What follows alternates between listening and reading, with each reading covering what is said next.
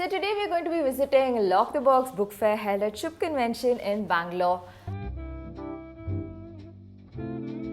So the concept of a lot of these book fairs like Lock the Box, 99 Books Card, Book Chore, etc. are They have 3 sizes of boxes in which you can fill the books. so small, medium and large. So the smallest box, like if at all you can accommodate about 10 books or about 12 books, based on how many of books you can accommodate, you will be paying the prefixed price on that particular small box. So let's say it's 1200, you will be paying 1200 regardless of the number of books kept in that box. So that is how these book fairs work. So in that particular book fair, I got a couple of books. I bought the medium-sized box,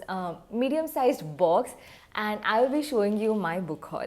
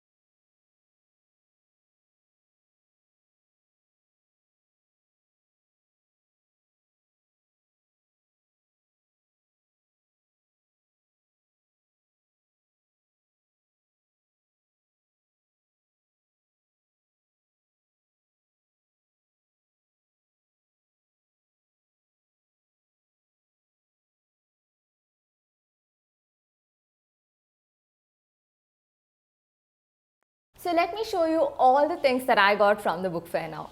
So the first things that I like to show you are the goosebumps that I got. These are my childhood favorites, and I've been trying to collect them for my little library in my room. So I got these two goosebumps. One is Attack of the Graveyard Ghouls and the next one is Revenge of the Lawn Gnomes. So I got these two. I couldn't find that many goosebumps there, but then but then it was pretty huge actually. It was covering an entire wedding hall. So you can imagine how huge the book fair was. So as soon as I saw these, I just had to get them. I couldn't let anybody else get their hands on them, so I just put them in my box. So these two, plus another thing that I got is another Nancy Drew book, again from a childhood favorite. So this one is called Getting Burned.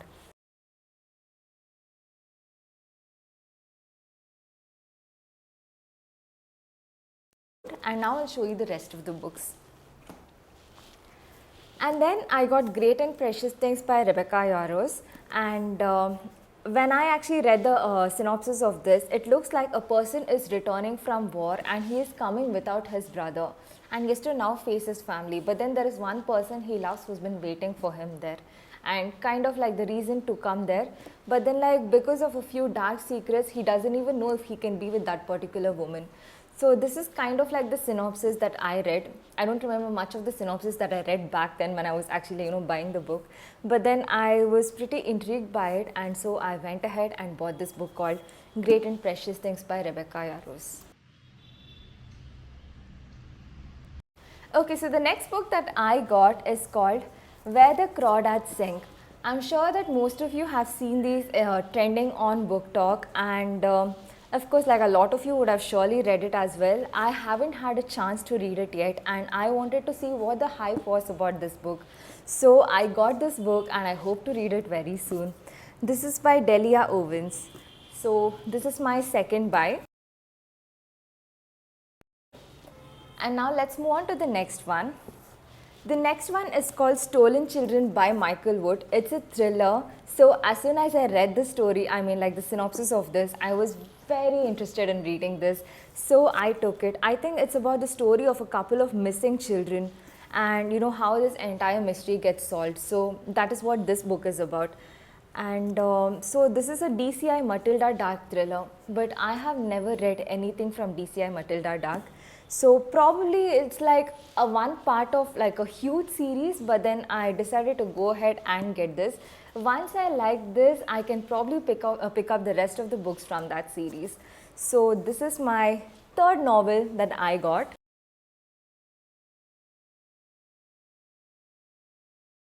I'm not including Goosebumps and Nancy Drew, okay? So those three are separate because they are my childhood favorite, but then like, the proper adult reads that I got, I mean like the ones that I would read as an adult, I'm just showing you those as well.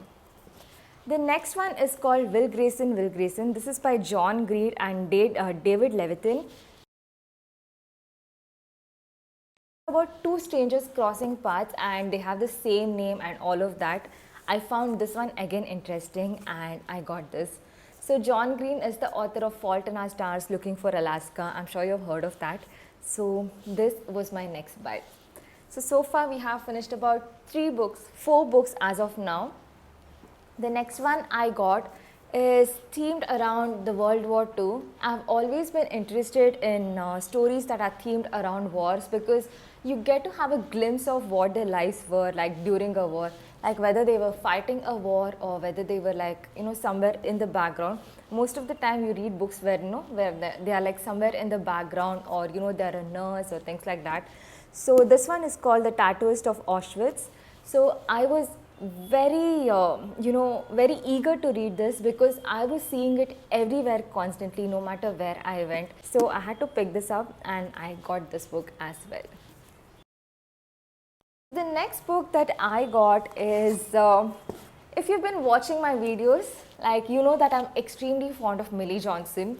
So the minute I saw Millie Johnson there, I had to pick this. My One True North. I don't own this particular book and I wanted to have it. So I got the One True North and then I picked another Millie Johnson book. This is called The Mother of Christmases. I intend to read this during Christmas, but then this one I may be reading it sometime soon.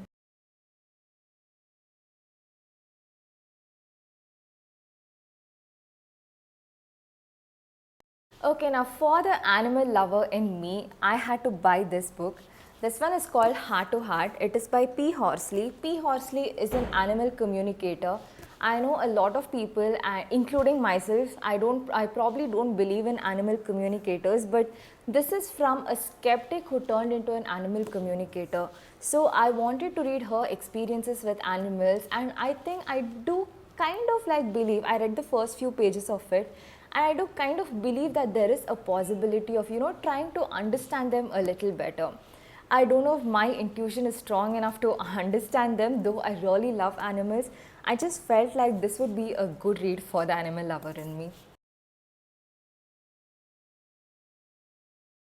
And then, since I told you I'm an animal lover, I do love all animals, but then cats are my favorite. And the minute I saw a cat called Alfie, I had to get this. I hope to read this as well soon. So they say there were a family in crisis. Sorry, they were a family in crisis, and he was a friend for life. Though a lot of people term cats as very distant, they're not emotionally available, they are very emotionally detached. That is not the case at all. I have two cats at home. I have met a lot of cats, and all of them are actually, once you give them a little time, right, they do get close to you and they're very affectionate towards you. They probably don't wag their tails at you just like dogs to show their affection, but they show it in very different ways. In fact, they wait for you until you come back home, and such ways of showing that affection are there. You just have to be able to recognize it. So that is the reason I got this book as well. I think I should show you, since we are on the subject of animals, the last book that I got regarding animals are The Dog Sitter. Okay, so this is actually a romance, but then like I think they get to bond because of dogs. So that was kind of the overall synopsis of it. And look at the cover also. Look at this really cute doggo. So I just went ahead and I bought this. So I hope I really enjoy this read. It says One Dog, Two Strangers, an Unforgettable Love Story. So while we're on the topic of romance, I got another one that says 500 Miles From You. It's by Jenny Colgan. So this is yet another romance that hopefully I will read this year. As of now, my TBR is pretty huge. I've been doing a lot of these 2024 releases as well. I've been a little held up with them, but I hope to get to this by at least around Christmas, because I feel that Christmas is the time where you get to read a lot of romance books, because the holiday season you just want to read a lot of romance. So this is yet another buy of mine.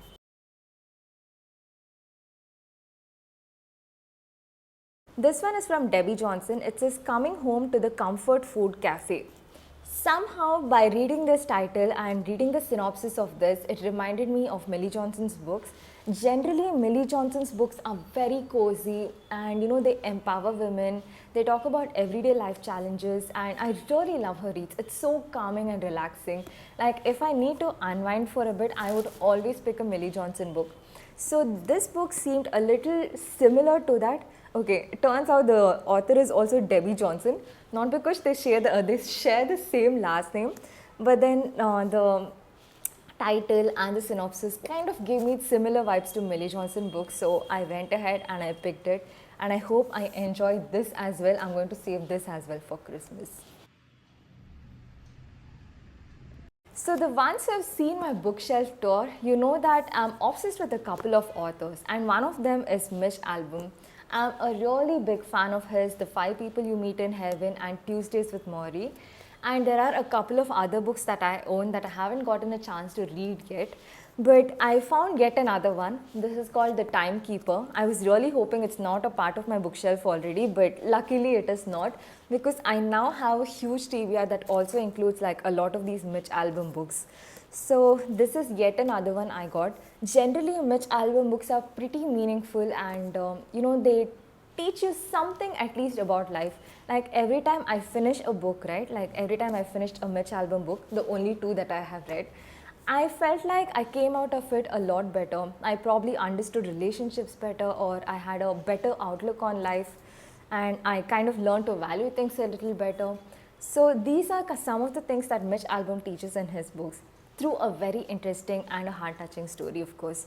So I'm eager to read The Timekeeper as well. And you can also see Cecilia Ahern actually commenting on this book, saying Mitch Albom sees the magical in the ordinary. She's another really good author, so it's nice to see her name as well on the cover.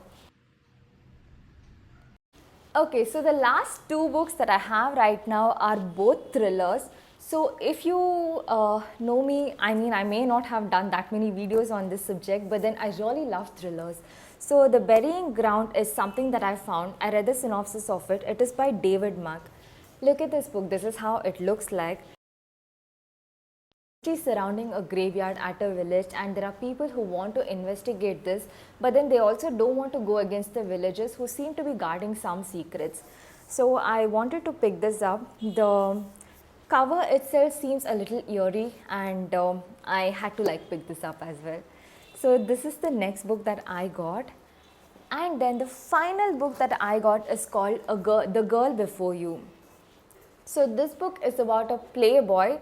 I think he's now about to get married, or he's already married to some woman, and this woman tries to leave his past out of her present life.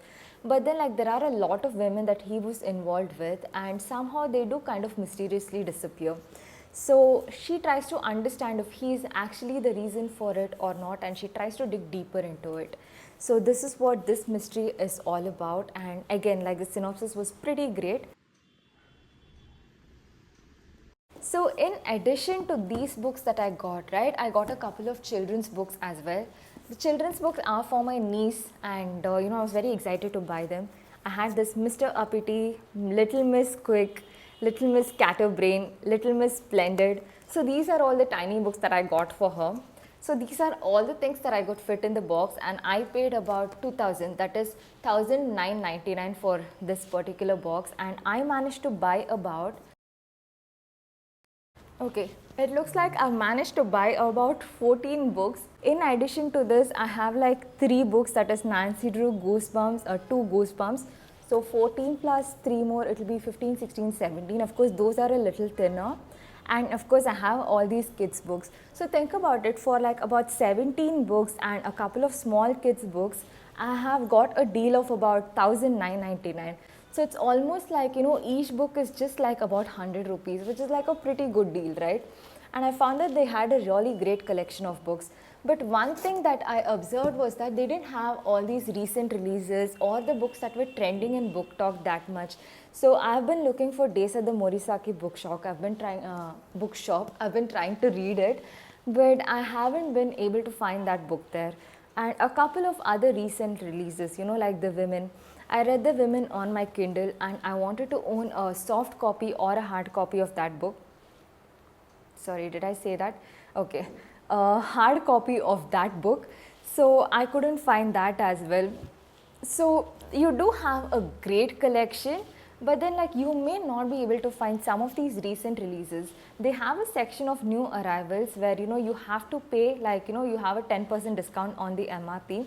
But I feel that overall the book fair was great. I spent about 4 hours at the book fair, and it was pretty tiring. Despite spending 4 hours there, I could not cover every single area of that. But somehow I hope that my vlog justifies whatever I could cover, but I really enjoyed the book fair. And if you are somewhere around this area near Shubh Convention in JP Nagar 7th Phase in Bangalore, I think you should definitely check it out. So if you like watching my video, please consider subscribing to my channel. I make videos around books, and yes, like this video, share this video with your friends who are readers, and thank you so much for watching. Stay happy, stay blessed, and stay kind. Bye.